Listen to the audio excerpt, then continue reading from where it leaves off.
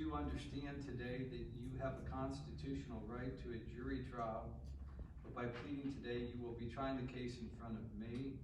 You've consulted with your lawyer, you've spoken to your lawyer, and you're waiving that right under the laws of the state, the laws of the Ohio Constitution and the United States Constitution.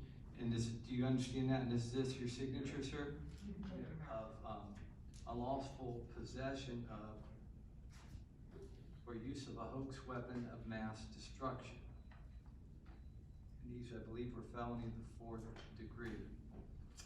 The parties agreed to use psychodiagnostic clinic to conduct the evaluations. On January 21st, the competency evaluation was done, and that's by Dr. Archangela Woods. And it was her opinion that although Mr. Dobson had a mental illness, namely a schizoaffective disorder, he is currently stable on medication and he understands the nature and objective of the legal proceedings against him. Although she found him competent, it doesn't appear that she has found him to be sane for this trial. She indicates in her report that based on reasonable psychological certainty at the time of the offense, Mr. Dobson was suffering from a severe mental illness, and she lists the basis of her opinion. In summary, it is her opinion based on a reasonable psychological certainty that Mr. Dobson was suffering from a severe mental disease and did not know the wrongfulness of his actions at the time of the offense charged. It's also a indication to us in the community that there's a real need for more mental health treatment and observation.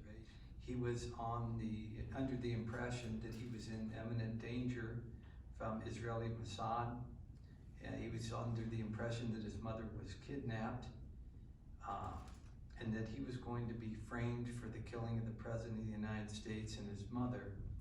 So in his psychological way, he felt this was the appropriate action.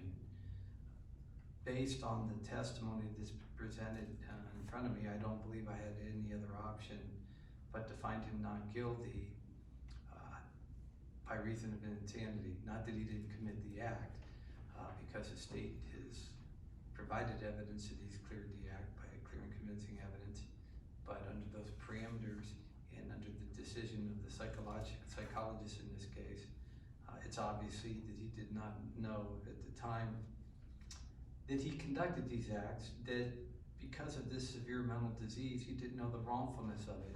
In his own mind, he thought he was doing the right thing and saving lives.